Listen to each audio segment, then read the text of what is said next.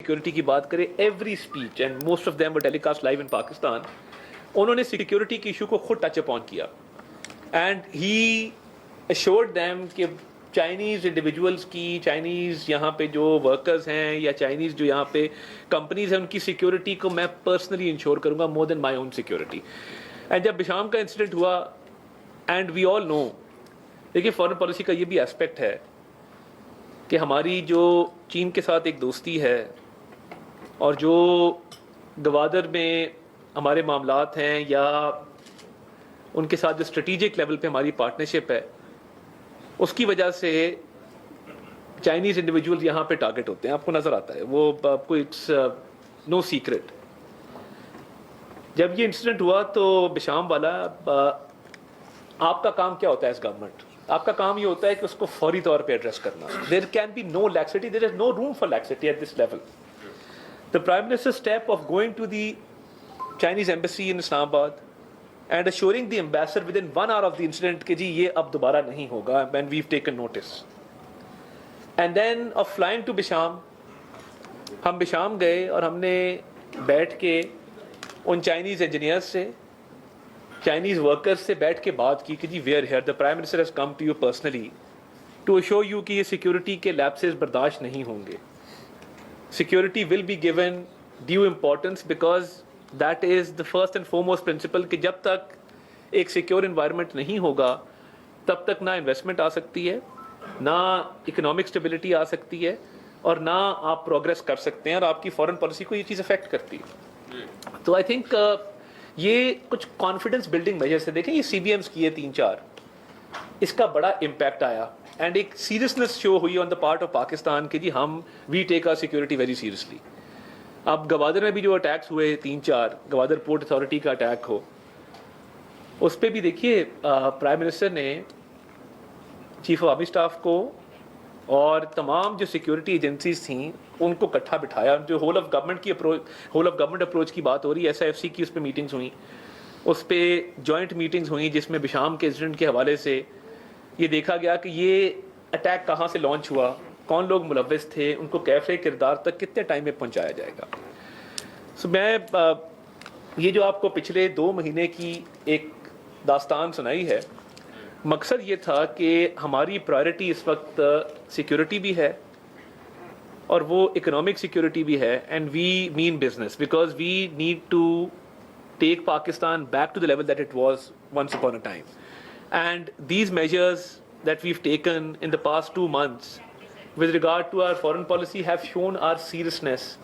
that we want things to prosper। and देखिए आप अगर on the opposite end देखें, I think किसी भी US president का ये बहुत अरसे बाद एक letter था of congratulations, so to speak, when the prime minister got elected, stating that you know it was in so many words that we wish you luck, and I think that is what our aim is कि हम तमाम ममालिक के साथ अच्छे ताल्लुकात चाहते हैं, पीसफुल को एग्जिस्टेंस चाहते हैं, एंड हम अपनी इकोनॉमिक रिवाइवल चाहते हैं। बिकॉज देखिए आप अब क्लाइमेट की तरफ आ जाएं, we contribute less than 2% to the emissions, जो कार्बन इमिशंस होती हैं दुनिया में, उसका लॉस हम सफ़र करते हैं 98%। भाई अगर मेरे इधर दादू में फ्लड आता है या डेरा गाजी खान में फ्लड आता है और मेरे घर टूट जाते हैं, मेरे लोग जो हैं वो दर बदर फिर रहे हैं, और loss and damage to property है, loss and damage to life है, लाइवलीहुड है, लाइफ स्टॉक है, एग्रीकल्चर तबाह हो जाता है, तो भाई इसमें मेरे मुल्क का क्या कसूर है? मैं तो वो कार्बन एमिशंस में कंट्रीब्यूट नहीं कर रहा। सो ये जो क्लाइमेट सिक्योरिटी है, और इस पे मैं समझता हूँ कि जब लास्ट फ्लड आया तो वो यूनाइटेड नेशंस का फोरम हो, and you remember that the United Nations secretary general was here in Pakistan and he visited the flood affected areas. The point was to make them realize that this is not our fault, but we suffer because of the rest of the world's emissions which they send out. So ये भी एक point है which is an integral part of our foreign policy, that we need to address these issues where our people are suffering because of carbon emissions, and हमें दुनिया की तरफ से वो assistance चाहिए, वो collaborations चाहिए कि जहाँ पे हम ये climate change के मामले के साथ डील कर सकें effectively, and those countries which actually contribute to these emissions ان پہ رسپانسبلٹی زیادہ ہے, اور انٹرنیشنل فورمز پہ یہ بات ہوتی ہے کہ they must contribute and they must provide us with all kinds of assistance so we can deal with this issue. تو یہ میں سمجھتا ہوں کہ ایک ہمارا بڑا امپورٹنٹ ہے, بڑا امپورٹنٹ ایسپیکٹ ہے as far as our foreign policy is concerned, and you know the world is moving forward جہاں پہ ہم ان سارے ایشوز کی بات, government has no business being in business. So wherever we go, ہم سعودیہ گئے, ہم چائنا گئے, ہم UAE گئے, ہم نے ان سے ایک ہی بات کی that the government has no business being in business. And going to China, I think more than 120 businessmen from the private sector accompanied us to Shenzhen. وہاں پہ جو business forum ہوا, 500 people were there in Shenzhen. And B2B collaborations کی بات ہو رہی ہے because now the way forward is B2B collaborations. We need to encourage our private sector. کہ دیکھیں ہمارے پاس کیا ایڈوانٹیج ہے, ہمارے پاس cheaper cost of production کا advantage ہے, and China can greatly benefit from that. کہ جو cost of production ان کو وہاں پہ پڑتا ہے اس سے بہت کم cost of production ہم یہاں پہ دے سکتے ہیں. ہمارے اسپیشل اکنامک زونز کے اندر ان کو بہت ساری انسینٹیوز مل سکتے ہیں. سو اس دفعہ ہم یہ بھی انکریج کر رہے ہیں کہ انڈسٹری بھی پاکستان کے اندر لگے.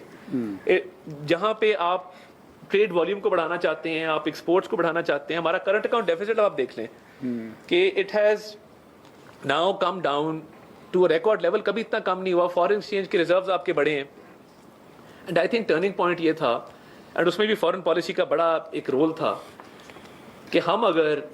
ڈیفالٹ کے دہانے سے یہاں آج پہنچے ہیں, لیکن اس وقت تو یہ حالات ہو گئے تھے کہ آپ کی ایکسچینج ریٹ میں اتنی فلکچویشن تھی کہ ایل سیز نہیں کھلتی تھی بیکاز فارن ایکسچینج ریزرو بھی کم تھے, ایکسچینج ریٹ کی بھی فلکچویشن تھی. کسی نے ایکسپورٹ کرنا ہوتا تھا, اس کو یہ پتہ نہیں ہوتا تھا کہ میں نے ڈالر کے کس ریٹ کے اوپر ایکسپورٹ کرنا ہے.